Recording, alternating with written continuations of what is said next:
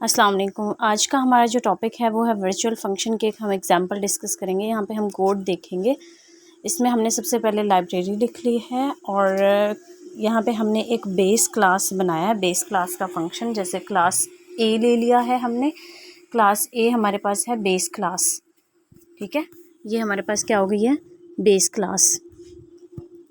अब इसमें हमने पब्लिक में एक वॉइड डिस्क का फंक्शन ले लिया और इसको हमने डिफ़ाइन कर दिया I am from base class ए, जो कि वो प्रिंट करेगा आई एम फ्रॉम बेस क्लास ए। इसी तरह हमने एक ये हमारे पास था पेरेंट क्लास में, लाइक बेस क्लास में। अब हमने एक बी क्लास ली है जो कि डिराइव क्लास है फ्रॉम क्लास ए। इसमें भी हमने डिस्क का फंक्शन डिफ़ाइन किया है और उसमें हमने लिख दिया है I am from derived class B, ठीक है। तो वहाँ पे भी बेस क्लास में भी हमने फंक्शन डिस्क डिफ़ाइन किया है और डिराइव्ड में भी। फिर हमने एक और डिराइव्ड क्लास ली है सी, जो कि क्लास ए से है, बेस क्लास ए से। यहाँ पे भी हमने एक फंक्शन डिफ़ाइन किया डिस्क और इसमें हमने क्या कर दिया, I am from derived class C, ठीक है। अब एक हमारे पास बेस क्लास थी और दो डिराइव्ड क्लास थी, लेकिन तीनों में हमने क्या किया है, तीनों में हमने सेम फंक्शन डिफ़ाइन किया डिस्क का फंक्शन। और इसमें डिफरेंट हमने उस तरीके से उसको डिफ़ाइन कर दिया। I am from base class A, I am from derived class B, I am from derived class C. अब हम नेक्स्ट चलते हैं। नेक्स्ट देखते हैं कि जब हमारे पास तीनों में डिस्क का ही फंक्शन है तो उसको किस तरह से वर्चुअल फंक्शन में वो ऑपरेट करेगा।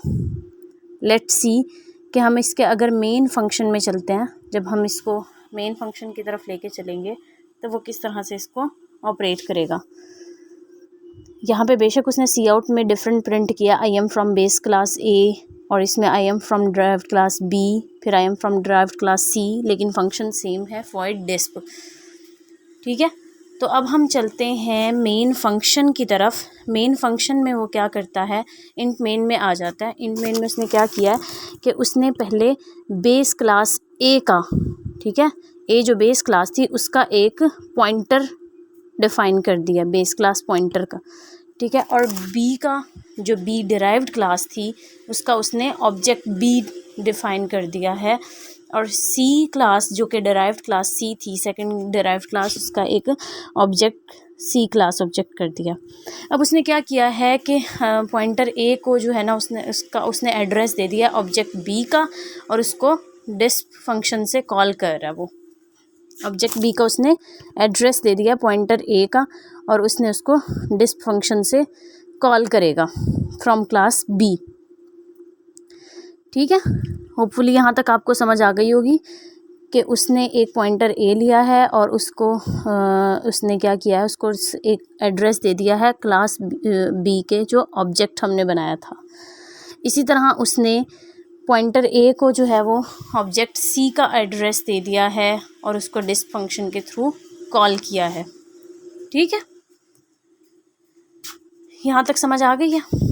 अब जब हम इसको करेंगे रन, जब हम इसे रन करेंगे तो क्या करेगा वो, यहाँ से उसने एज इट इज़ उसको लेना चाहिए कि I am from derived class B और डिराइव्ड क्लास सी, लेकिन जब हम उसे रन करेंगे तो वो सिर्फ लेगा आई एम फ्रॉम बेस क्लास ए।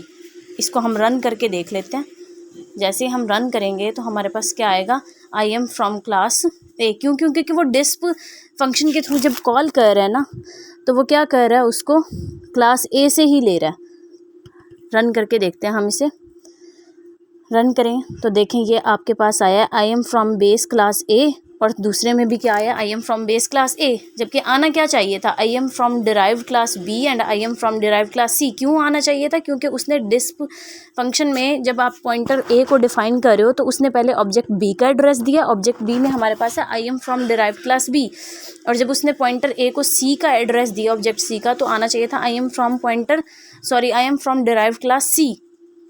लेकिन यहाँ पे क्या आ रहा है, I am from derived base class A और I am from base class A. इसका क्या डिफरेंस आ रहा है और इसको हम किस तरह से रिमूव करेंगे, यहाँ पे हम यूज़ करेंगे वर्चुअल फंक्शन का, ठीक है। अब हम चलते हैं ऊपर अपने मेन कोड की तरफ।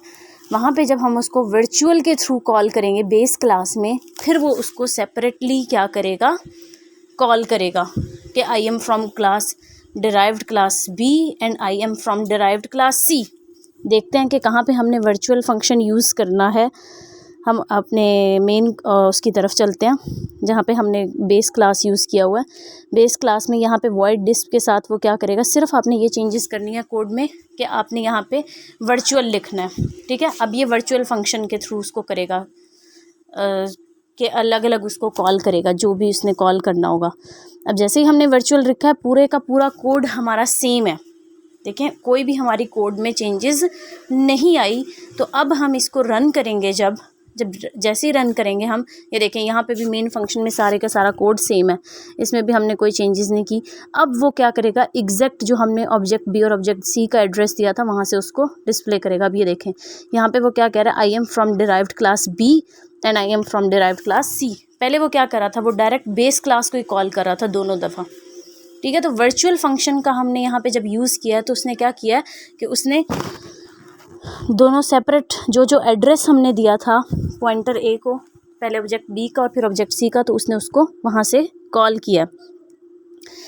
तो होपफुली आपको यहाँ तक समझ आ गई होगी कि वर्चुअल फंक्शन का मेन पर्पस क्या था। Thank you very much. और बाकी यहाँ पे अगर आपका कोई भी क्वेश्चन हो तो वो आप डिस्कस कर सकते हैं। ये देखें उसने क्लियरली दिखा रहा है I am from derived class B and C. तो यहाँ पे अब आप इसको फर्दर चेंजेस करने की कोई ज़रूरत नहीं, आपने सिर्फ वर्चुअल का यूज़ करना है, ठीक है। ये देखें सारा कोड सेम है एज इट इज़। वर्चुअल के करने से उसने क्या करना शुरू कर दिया है, ऑब्जेक्ट बी और सी का जो हमने एड्रेस दिया था उसने वहाँ से उसको कॉल करना शुरू कर दिया। क्लियर है जी। अगर आपका कोई भी क्वेश्चन है तो आप अपने कमेंट सेक्शन में क्वेश्चन पूछ सकते हैं, ठीक है। Thank you very much.